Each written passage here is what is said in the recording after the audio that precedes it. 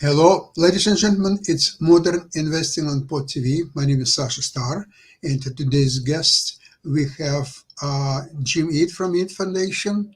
Welcome to the show. Great to see you, Sasha. Thank you for Great to inviting see me. you. And Irene Parker.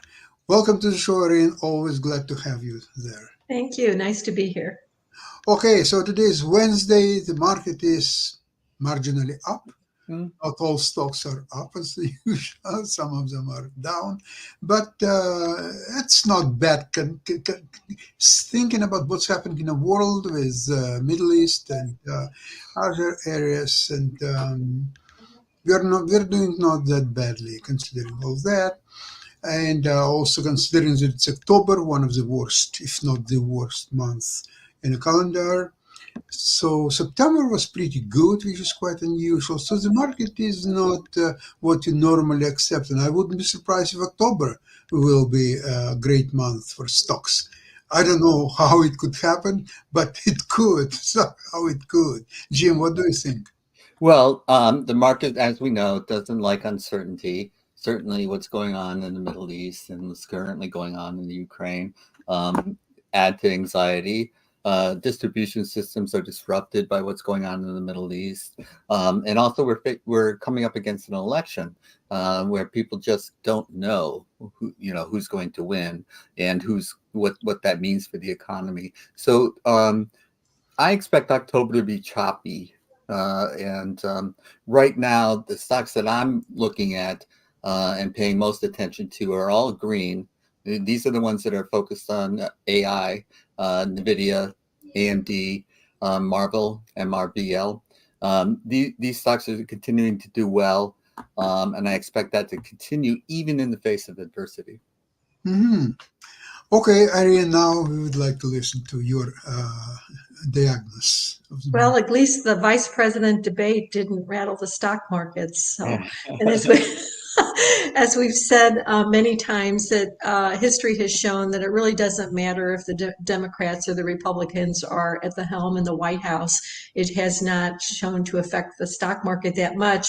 But I think what happens in October is pretty much just mechanical, because you have billions and billions in mutual funds that are wanting to pay out their capital gains and dividends and lock it in.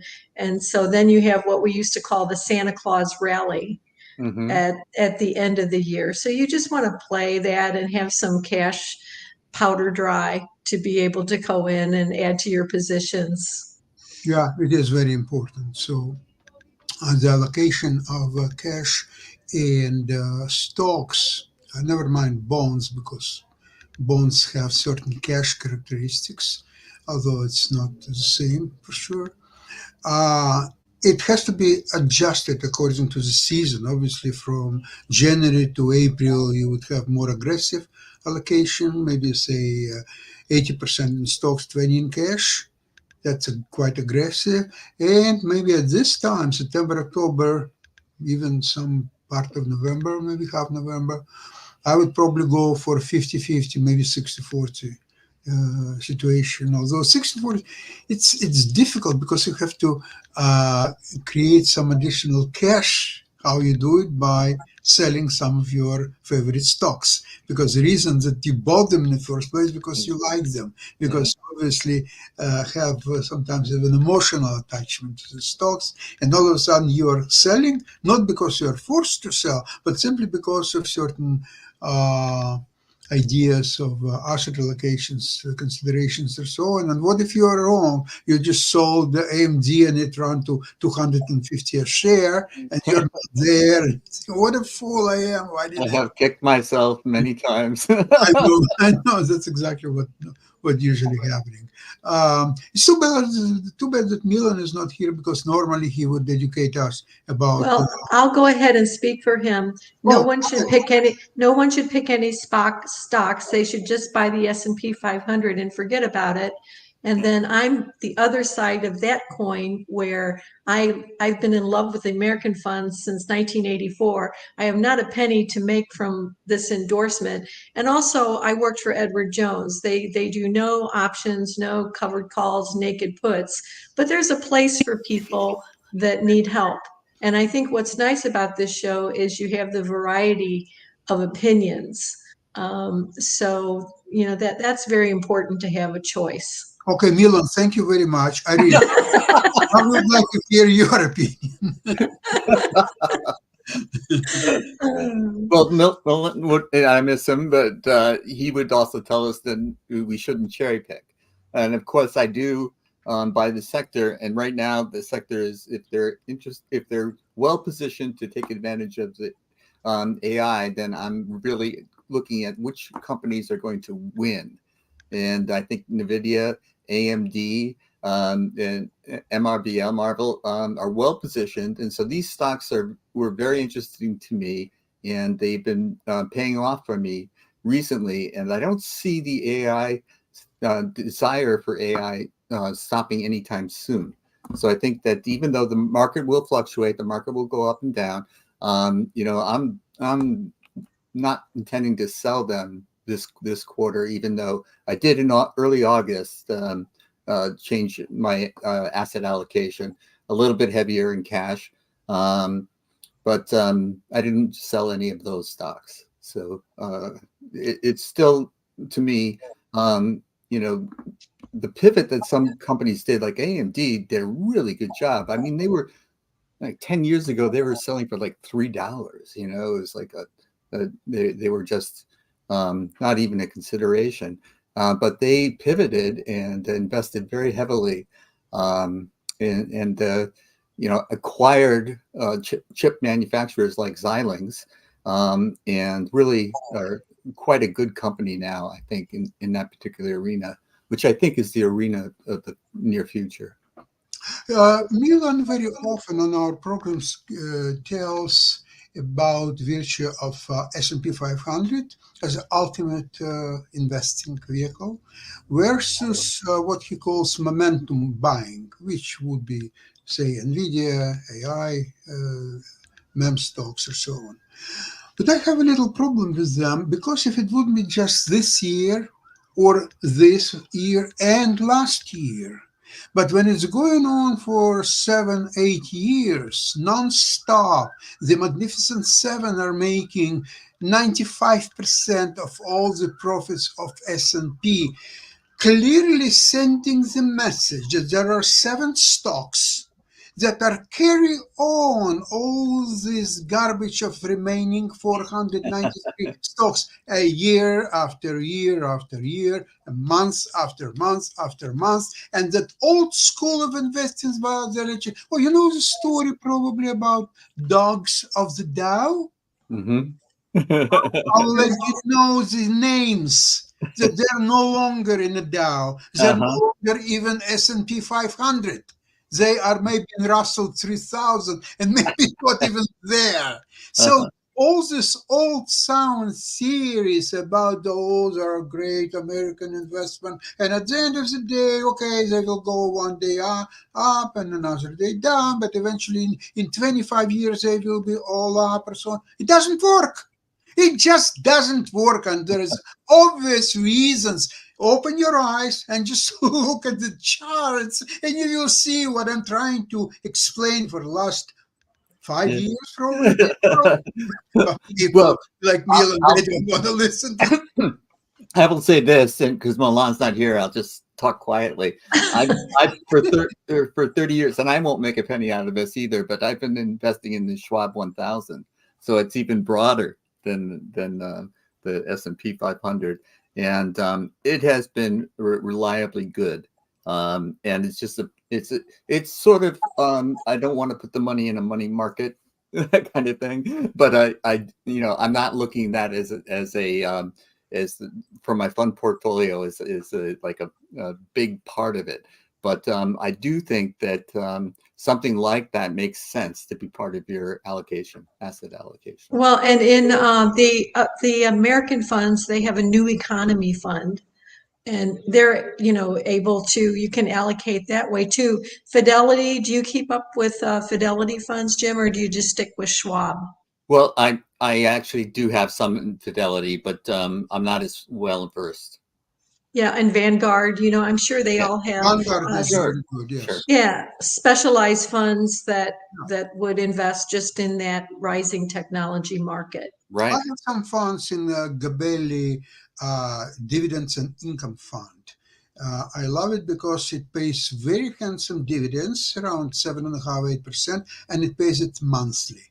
So every 10th of the month, I know that I'm not taking out dividends because I have different purpose for it. It's part of my so-called the core portfolio. It's this one and few other high yield dividend stocks. I believe these stocks will create better returns than S&P 500, and that is the case That's because something we haven't talked about, Sasha. I reinvest dividends. I never. Outside of a retirement account. Oh, mostly the retirement. Yeah, because I learned the hard way my first year as a broker. If you reinvest dividends in America, you create a new cost basis every time they pay a dividend, and if you change That's firms, it's a complicated. nightmare. Yes, I right. pay dividends. I'm taking dividends out once or twice a year as a mechanism. I'm not. But not to reinvest No, every time they pay to no. buy 1 3/4 shares, and Exactly. it's That's a great point, Irene. unless you're an accountant and you're going to make a lot of money off Right. of people that do that. I use this money to fly in business class to whatever vacation. Aruba. Aruba, for example, yeah, and that's about it. That's the purpose of the dividends, to me at least. Yeah. Yeah. So now, Irene, probably you can appreciate the virtue of what we're discussing here, and for many years, not even months, is the virtue of having a core portfolio. In my case, core portfolio is something that I don't add anything to it, but I'm not taking out except dividends. I'm not taking out, I'm not cashing anything. I haven't done any trades or any sales or buying for the last probably 5 years. I started it well before the COVID, and I don't touch it, except the dividends that I'm cashing in.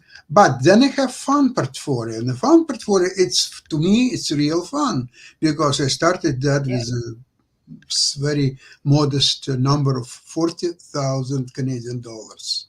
And one, it went up to $250,000. I removed my 40,000 that I started with. Now I'm playing with house money, and this one I can cash out. I can add to it. I can do whatever I want to do with that. There is very little discipline required from me, and I just do whatever I like to do. That's what makes fun portfolio. Well, the vice presidential debate very rarely moves the needle. But I was unimpressed with Vance. He didn't seem to know what the vice president's job was. He kept saying things like Kamala Harris should have done this, should have done that. And he was referring to things that either were executive orders, which the vice president can't do, or Congress has to do, which a vice president can't do. So, I was very disturbed because he was making points maybe, but I think he was preaching to the choir. I don't think it was very influential. One of the people that I was watching, they interviewed a high school student who made that point. It was like, in high school civics they teach you the vice president can't do those things. So it was one of the low points for me, but which was otherwise a very cordial the exchange between the two. So what I liked about it was that civility seemed like another possibility in the near term future, and that would be a very peaceful thing to think about. And I think since the market doesn't like uncertainty, and Trump is nothing but chaotic, I don't know. No one can predict the future, but I just think that calm leadership would be welcome in this country, and the market would reflect that. I would say that as much as Trump is absolutely helpless as a president, but he is great at campaigning. And all these stupidities that he is unleashing every hour and a half, in fact, it's playing exactly in his favor, because all he needs is always to be on the screens of TV or monitors, computers, or cell phones, or whatever. He needs to be there. Doesn't matter what he says. Absolutely doesn't. I'm As long not as he's sure there. now. His latest speech in Wisconsin, he was slow and meandering. You know, he often meanders.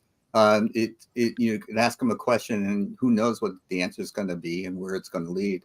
But you know, his speech seemed different. So I'm thinking that now, the more people see him, the more they're going to realize this guy is nearly 80 years old and is slowing down.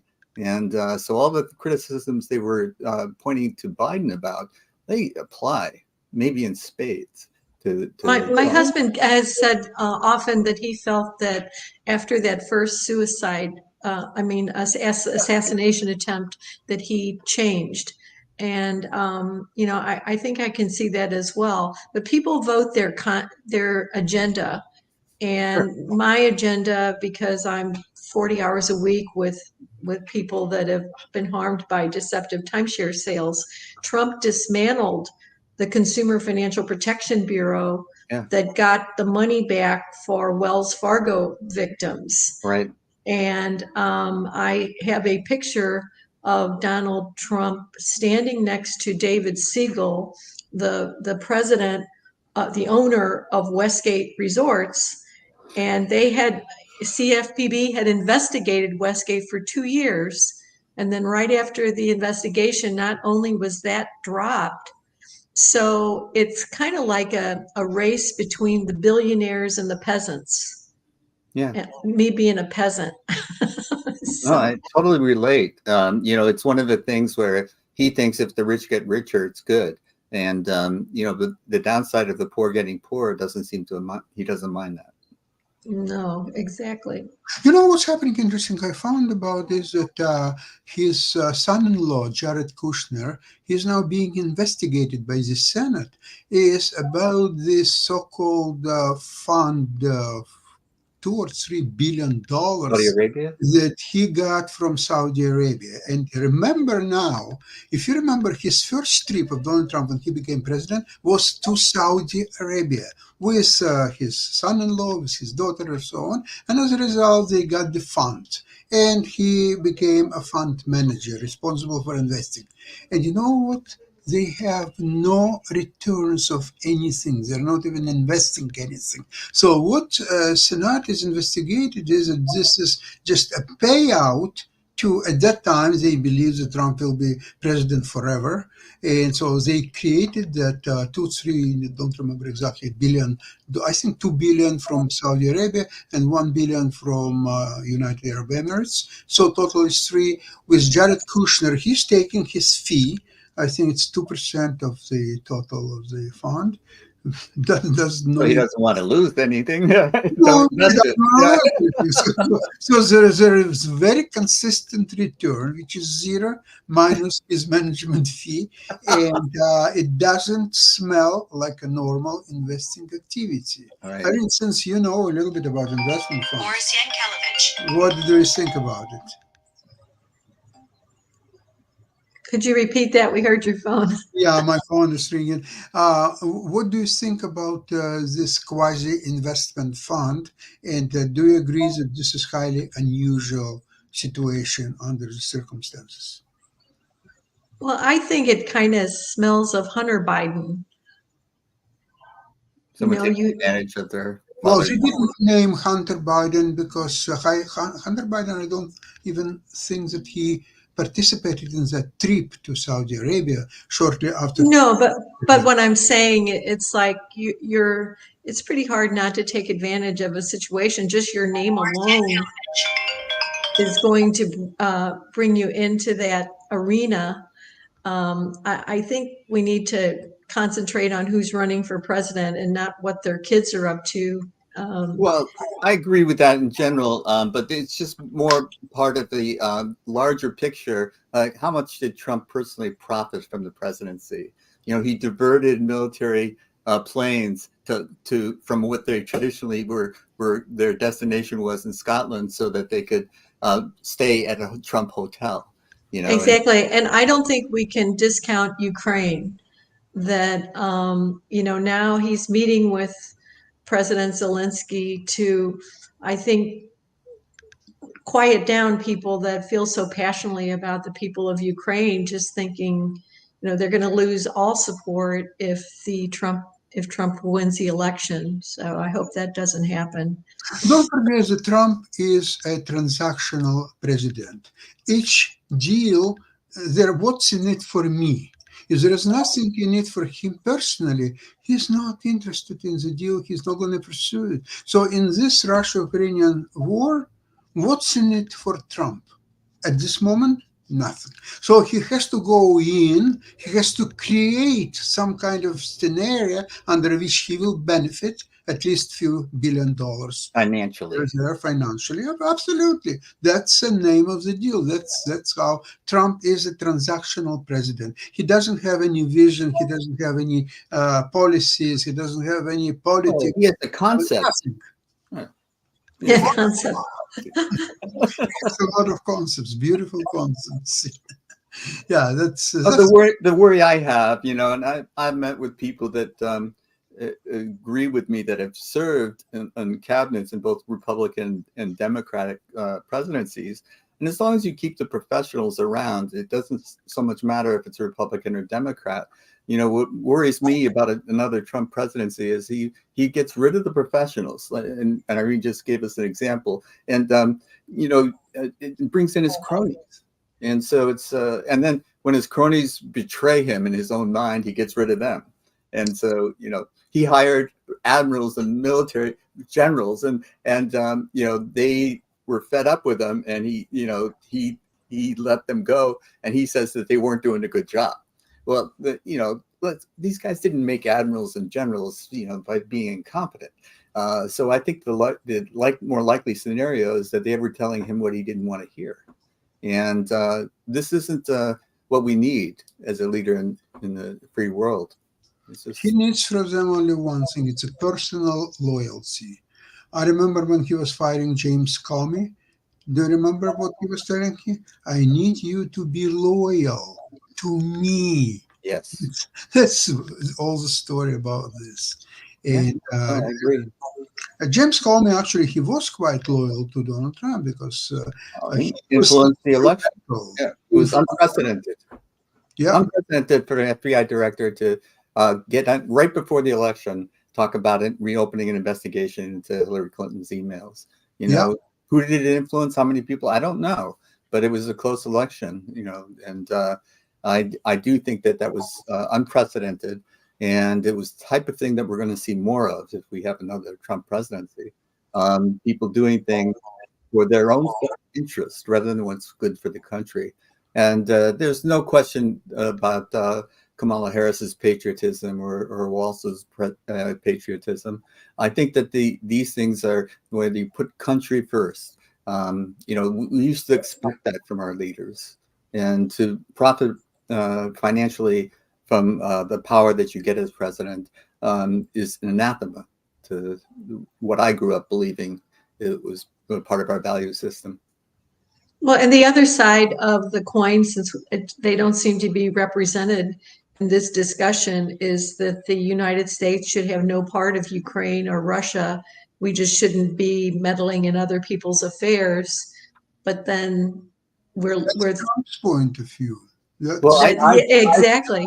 I think isolationism has been a strong current in our society for a long time. We didn't get into World War II until Pearl Harbor, and so we have to be careful with this because we want to be part of the leadership of the free world, and so we have to oppose tyranny. And when someone violates the territory that's internationally recognized, this is something that the free world must stand against. And it's a NATO alliance. You don't do it by yourself. You do it with the allies. And this is what happened when Kuwait was invaded. Internationally, with allies, you opposed it. And so I think that this is also the motivation for helping to defend Ukraine. And it's part of what happened on October 7th in Israel. That was the type of thing where you have to take a stand and support the people that are democratic, free people, and not let them be taken over or annexed by a military tyranny, an aggressive autocratic society. I'll You give have to you an stand up. example of isolationism. Okay, so you get off Ukraine-Russia issue, let it evolve any way it can. So most likely Russia will win this war. They will not be able to occupy all Ukraine. They will occupy probably just 4 regions of Ukraine. Uh, Russia right now, even without this new territories, it's in disastrous state of No, its that's for sure. economy, Poor people. demographics. It's just a wasteland. Plus another 4 territories. They will not be able to run this and restore these territories, rebuild it, or so on. They will not be able to do it.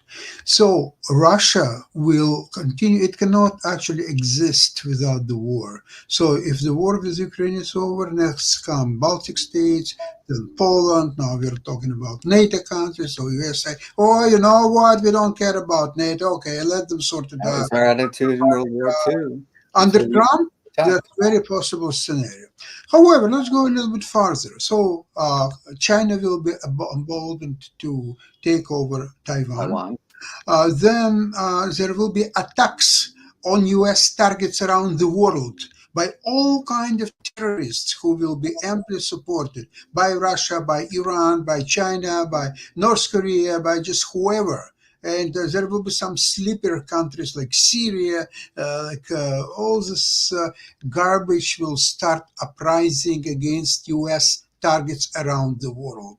And that's if that's not enough, and U.S. will remove away all the targets around the world, the next will come attacks on U.S. soil. Never mind the 9/11 type of scenarios, but there could be others, maybe in the different under different scenarios, maybe not in such such. Well, Trump made it clear that his biggest supporter was Orban, who's an autocratic dictator of his own right. I mean, you don't want to cuddle up with Putins and the Kims of the world. So you have to have people that share your values, and so the long struggle has been about a free society versus the opposite. And there's a lot of support. There has been historically for autocratic societies, hierarchical societies that control things. But like Elon Musk. Yeah, I don't tweet anymore because of Elon Musk.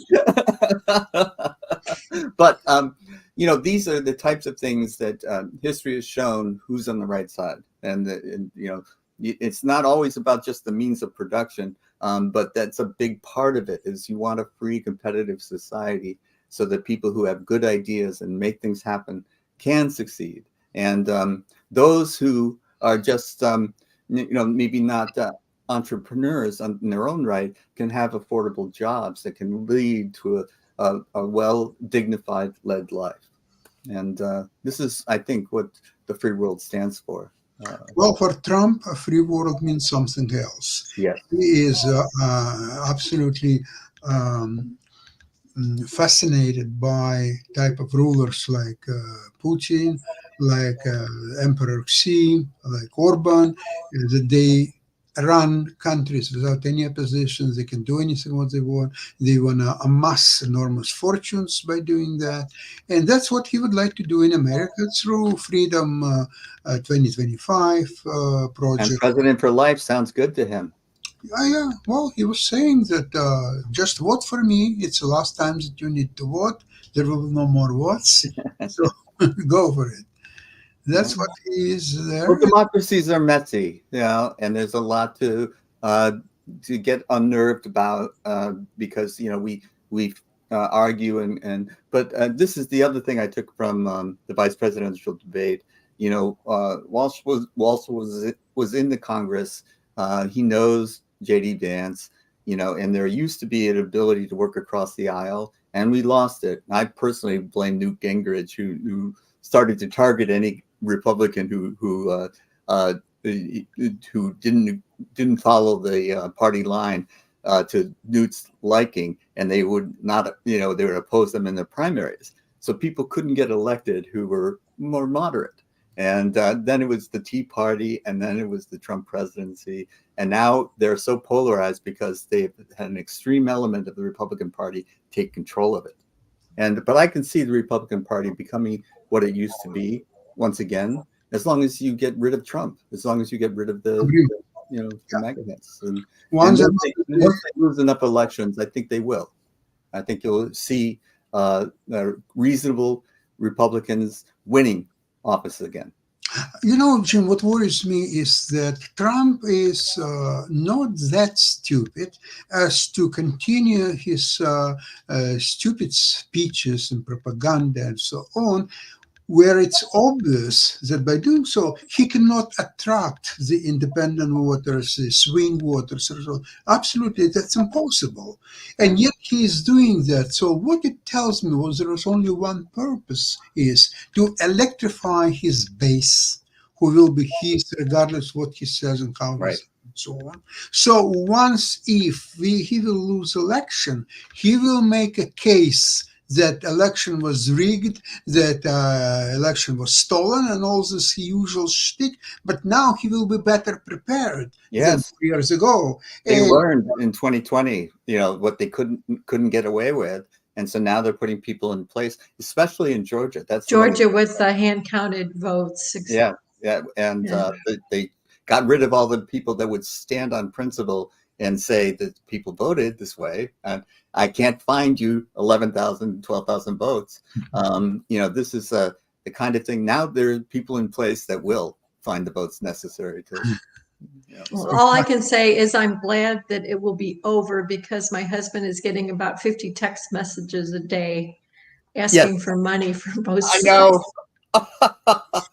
And I think probably the independent voters, I can see them leaning more towards the Trump arena than the Kamala Harris arena. I just really kind of don't think the personality of the independent. Well, we'll certainly can discuss that, because one of the things that I noticed of the polling after the vice presidential debate was that people thought it was a tie. But when they singled out independent voters, they thought that Walz outperformed them. Oh, did they? Okay, I did not see that. And so I still think of the independent voters are not extremists, and they will choose someone who's more moderate than extreme. And I think they will tip the scales. Obviously, it's close enough that something like the independents will play a part. But I also think that women will play an outstanding role in this coming election, and Hispanics. Well, that's where Trump has made some more inroads. In Hispanic votes, and I haven't analyzed that to my own satisfaction to come to the conclusions as to why that happens. But I do think that the whole J.D. Vance with the cat lady things, I think they couldn't be doing more to alienate women if they tried. Well, and then with the doing mass deportations, there were like the produce growers in California saying our economy would collapse if we didn't have. And California feeds the rest of the nation. So again, it's not a good idea. But so and also I do think that Trump would declare martial law and to enforce the border, and then because he's so extreme, they'll be looking for people door to door for documentation. And so you have to be carrying your papers when you're on the streets again. And this is like an old World War II movie. World War II. Show me your papers. I think what that could happen here. What Biden could do the next day after election to declare martial law. But then, no, really. Really? Especially if Trump would win. declare martial law specifically against all the surprising. If he loses, and he will get all his people, Proud Boys, and Well, that's the other fear. governments, the oath keepers, and etc., to keep them at bay, to keep them just stay home. You're nice guys, nice boys, stay home, bye bye. And if they will disobey, then immediately throw them in jail. That's a way to protect the results of the election. So you Well, have to be a little bit more forceful, in my opinion, than just sit there and wait what's Trump going to come up with. Well, and thanks to Pod TV, I'm overwhelmed with people reaching out. And so I'm going to have to say aloha for today, and I'll be back in 2 weeks. But thank you, Sasha, for allowing me to be a part of this show. Thank It's you very very fun. much to you. Thank you very much to thank James. you, Irene. Thank you very much. And have a great week of trading. And you, 2 weeks in your case, Irene, okay? Right. And looking forward to have your friend next week. And tell your My- husband that I sympathize. Yeah. And my biggest market move is trying to come up with the IRA distribution that's required for RMD. So that takes a lot of money out of the market, I think, more than we realize too. That's So, a great point. I had not thought of that. yeah, Yeah. that's why I'm here. Required distribution. Right. Okay, well, bye, you guys. It was nice Bye-bye. to see you Bye, again. everybody. Bye-bye. Thank you very much. Bye-bye. So maybe we should talk again about the S&P 500. Well, I would talk about S&P 500 minus 493.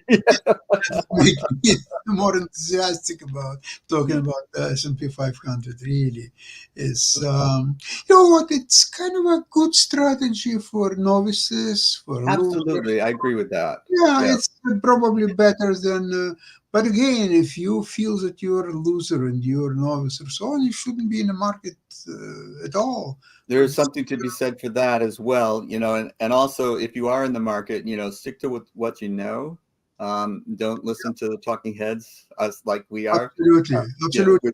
And the best way to learn it is if you're looking at NVIDIA, you will see when it was at the beginning of August, when NVIDIA tanked down to $100, even sometimes high $90s a share, and everybody was talking that all these companies like the Meta, Microsoft, the Google, they see that there are no quick returns from AI, and therefore they are not going to buy more equipment, and therefore NVIDIA will never even be able to recreate their earning power and so on. And NVIDIA went down big time. It's this noise was up for around 2 weeks time. Right. Then NVIDIA started slowly to climb back to around 120 area. And at 120, there were no more noise. That NVIDIA is overpriced. Look at this. So at 100, it was overpriced. And nobody needs this product. At 120, I guess not. Yeah. That's what's happening when you're listening to these talking heads. And it's what we talk about. We have fun when we do investing, and so if you do enjoy it, certainly do it. And yes. I do think that there are ways to beat the market. So Milan and I have a fundamental disagreement about that, and it may be because of my own ego. But the thing is, I want to stress that when I was starting out investing in the early 90s, teaching myself how to invest and all of that kind of stuff, I listened to the nightly business report every night, and I would sometimes they would make a suggestion about the next hot stock, and I would bite, and I always regretted it. So it's like, stick with what you know, learn what you want to invest in, stick with that, and and don't be afraid to to admit you were wrong. Don't keep backing a losing horse. I had a quick question for you and Sasha. As everything as y'all are winding down, I've been listening to the show, including with Irene and everything. But at the 2:00 hour on Pod TV, we will have our show that follows you, Sasha, and that's a show about medicine and what's going on in the medical world, and definitely Dr. Pappas, I believe is his name, and everything, does a good job of talking about even some of the misconceptions and some of the misreporting that has gone in the medical community. So as a lead in from one show to the other, I guess the question that I have for both of you is there any medical stocks that you would suggest that people look at this particular time of October the 2nd, 2024? So are there any particular medical stocks that you think that people should be paying attention to as one that follows the investment market? That's not my area of expertise. The couple of medical stocks I was involved in the last couple of years was AbbVie because of its dividend, and the same Pfizer also because of its dividend. That's about it. It's only, and when I don't know where to invest and what to do with money, I could buy Johnson and Johnson, but without great enthusiasm. Well, that was a good question for Irene, because it's not my area of expertise Yeah, either. you're right. The one stock that I did invest in was in the biotech area turned out to be a loser for me. So I don't want to give any advice on on that area. But it is something that's going to be profoundly affected by AI. I do believe that the medical diagnosis is going to be the new wave of medicine, with assisting doctors in making diagnoses. And because there's so much literature, there's so much information out there to be digested, it's very difficult for busy doctors to keep up with everything that's going on. So AI doing the research and presenting a synthesis of it for a doctor's analysis can call their attention, and even quick searches now can give you the latest and greatest information in ways that weren't imaginable 20 years ago, 10 years ago. Because I imagine that some people will be investing in what is called, because actually a friend of mine who is in the medical profession, they are working at a pharmaceutical company. They used to work for GlaxoSmithKline. I can't remember what Murphy works for now and everything, but I know she's trying to organize a conference of women in STEAM. So I know a lot of people will be trying to probably invest in various STEAM companies, which is definitely what you're talking about, which is both science, technology, and I forget all the time what the E and the A, well, the A sometimes stands for art stands for, but it is definitely out there where a lot of people are invested in these companies that are getting people more engaged in the scientific world. Absolutely. And one of the things that we've learned over time is how I used to call it STEM, and that there was systematic prejudice in that girls were discouraged from going into those fields. And now I think that glass ceiling has been pretty much broken. And so women are now again leading the way in many of those fields that used to be almost blocked. You had to be an exceptional person to make your way in that. And so I really applaud that it seems like people are being educated. And the systematic types of things that were going on where teachers would call on boys and not girls in those science classes and the tech classes and those types of things. But it turns out that the women have just as much capability, and it depends on the person. It doesn't depend on the gender. So it's one of those things that I think is changing in our society, and for the better. But yeah, neither one of us are putting our attention into the medical community and the medical investments. Although I think if that is your area of interest, by all means go for it, because it's all about separating the companies that are good fundamental companies. They have revenue and they're well run and they're positioning themselves for the future. This is the type of thing that NVIDIA did extremely well. And what its product that it produces, the need for that is not going away. And so I think that one of the things that Biden administration did that was very good was the CHIP Act. And so I think investing, even though Intel, the old dusty Intel, was one of the biggest receivers of that money, but Intel has done a pivot, and it's no longer just the data center type of company that it used to be. But I remember when computers were advertised with Intel inside. And that was a big selling point. But now they bought Xilinx. They have or AMD bought Xilinx, sorry, but Intel has bought other chip makers and is really pivoted. So I didn't buy a lot of it, Sasha, but I bought a lot. But I think computers could sell very well if they will put a sign "No Intel" inside. They will do much better. And the other company that's still doing phenomenally well, and I only have a little bit of this, is Apple. Wow, they've done a good job of keeping not only the revenues that they had, but maintaining their leadership position. So it's another company that I did not invest a lot in it, but I do have shares, and it's one of the things that I've just been because my first computer was an Apple IIe, and I have just a sort of affection for the company, and so I a lot of people have affection for Apple, except Warren Buffett. But who knows what's in his mind? Maybe he sold all the shares, and next day he bought it back. I did that with NVIDIA. Sometimes it happens sometimes. Well, it was like that. The two stocks that I did the same thing with was Tesla and NVIDIA. They both went up to hit the market price that I wanted, and I sold, and it kept going up. Tesla has crashed back down, but I do think that NVIDIA is in it for the long run. NVIDIA is a very contradiction in the analytics minds. Some of them are saying it will go down to $90, even $70 a share. And some of them believe that 150, 200, and even 300 in sort of within a year or so.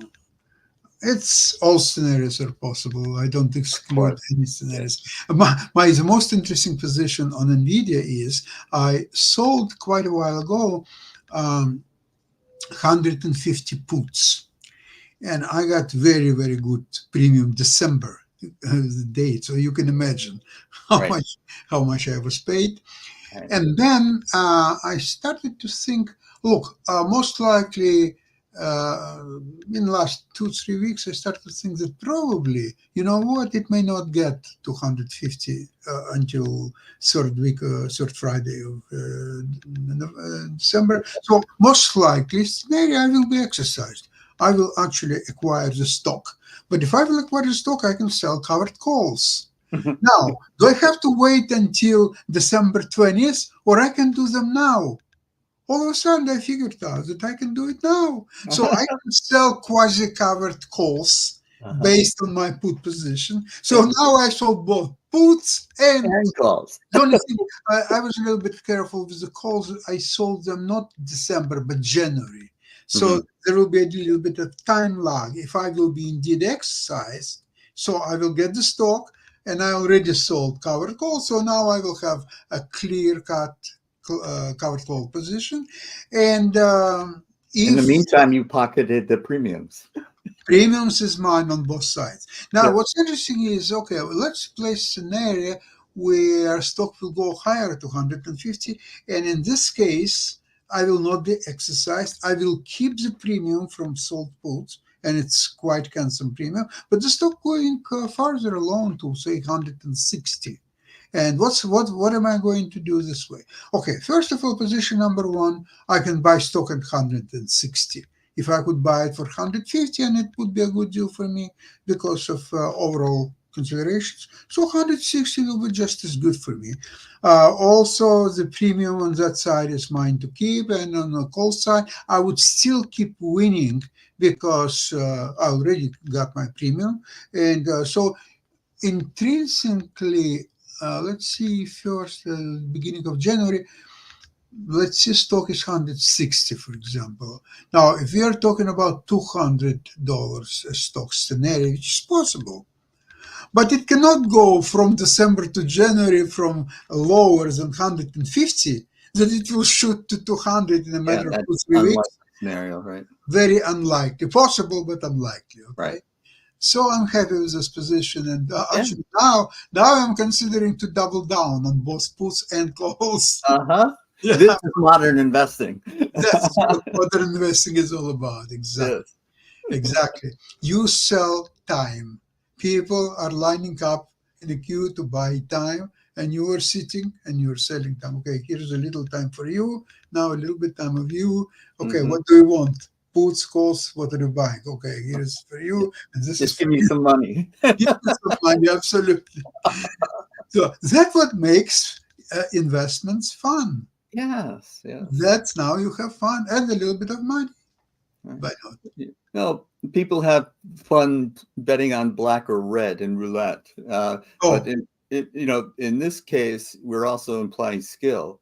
And we're both chess players, and we both think that, we value skill. And we also know as chess players that there are people that think they're good chess players who aren't. And there are lots of people who think they're good investors who aren't. And so if you're confident in your ability, um, I would encourage you to follow what you know, stick with what you know, and absolutely. use your skill. And the type of thing that you just described is a skill, and it's a skill that you can learn. So people can learn how to do just what you were describing and do it for themselves. You don't have to rely on a financial advisor or necessarily or someone like that to do those things for you.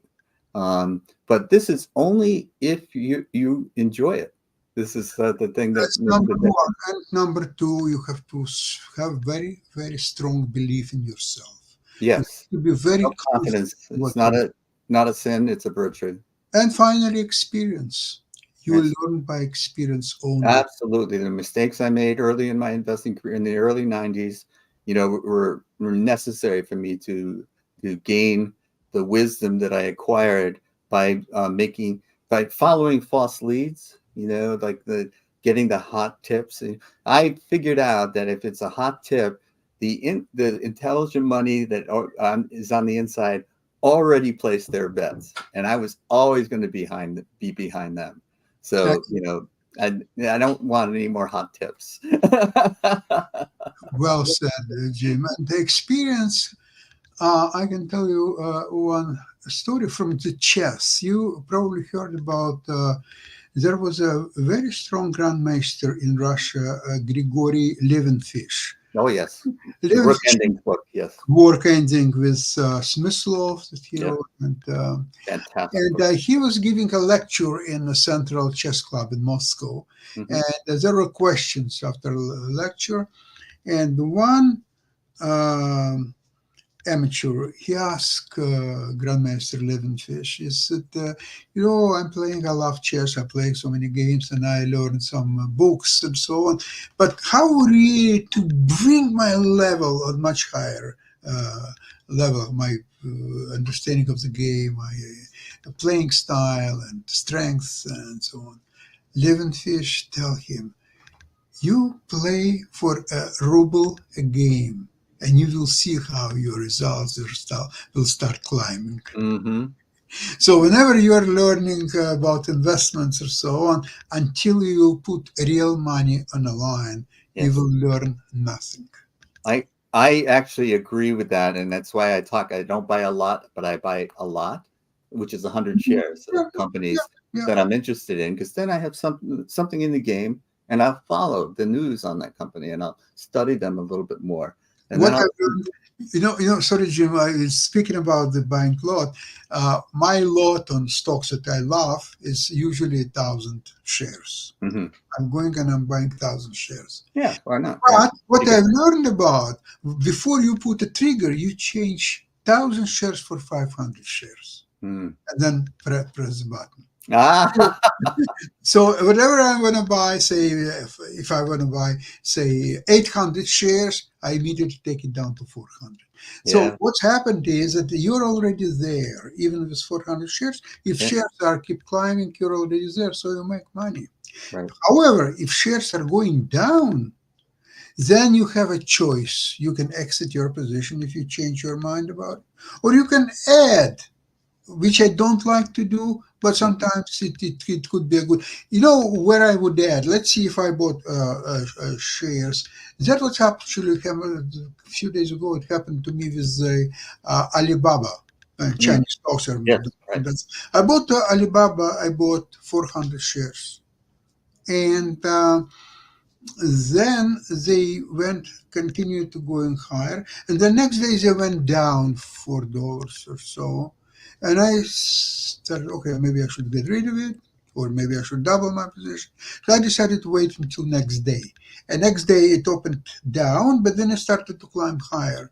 And when it started to climb higher, I bought additional. That's when you bought. Yes. That's when I bought, not when it was going down as a Right. stone. No.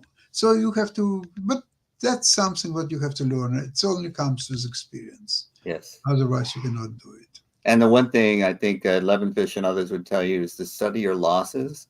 And that's the same in investing, is when you've made a bad investment, figure out why. Was it something that you did that was not based on reason, but on emotion? Then, tame yourself, learn discipline. Just because 100 shares of Apple because I'm fond of the company, that's discretionary money that I can do with, and if I lose it all, I don't care. But for major investments, things of more magnitude, you don't want to be driven by passion. You want to be driven by reason, and apply your skills, apply your knowledge, learn what you need to know. If you don't know enough about a company before you invest in it, study it. I'm telling you that because I trade and invest in NVIDIA and now for quite a long time, and I'm always watching what's the stock doing during the day, in the morning, and how it behaves. And I came to the conclusion that right now it is very difficult stock to trade or invest or do anything. Why? It has a lot of very unpredictable moves. For example, it can go in the opening, it may go $3 down. All right. Okay, so it goes $3, it will go $5 and $7. So you'd rather sell and maybe buy down the line. No, in 15 minutes it recovers and it's going higher. Yeah. So then, if you sold the stock and now you regret, so you have to buy at higher levels. Yeah. It's not playing out, so you might as well stick to it because that fundamentally it can go to much higher levels. On the other hand, what if it will go down to say 112, even 105, where it was already in April or so on? So why wouldn't you sell now and buy back at 105, 107, so on? But even the decision is very difficult to make. So I found what works for me is selling covered calls, and try to grab as much premium as you want, because let's see, I sold for $850 November 15 calls, 122 expiration. So my average for stock is about 118. So if stock will be taken away from me, which is very possible scenario, I will make only $4 on the stock, but I make also $850 on each call that I sold. Right. So then total is $1250. That's not so bad in a matter of a month and a half. Right. Okay. Now I'm not worried about that scenario. Also, there is a defense. You can buy back these calls and sell maybe 125, 130 calls. I'm not worried about that scenario. What worries me, what if NVIDIA indeed will go down to 110 or maybe even lower? Well, if I got $850 for a call, so then my cost is $109.50.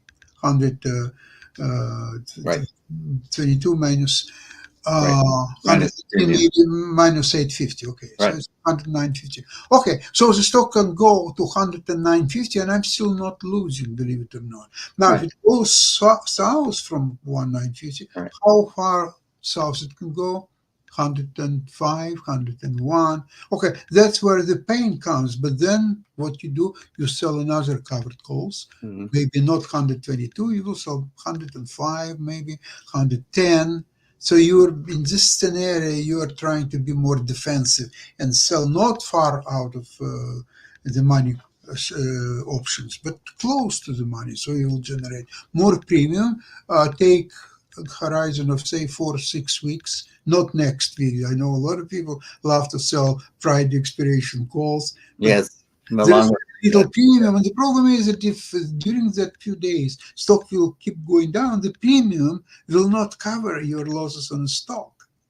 Now, when you sold 6 weeks, then you got good premium to keep, and now the movement is not really down.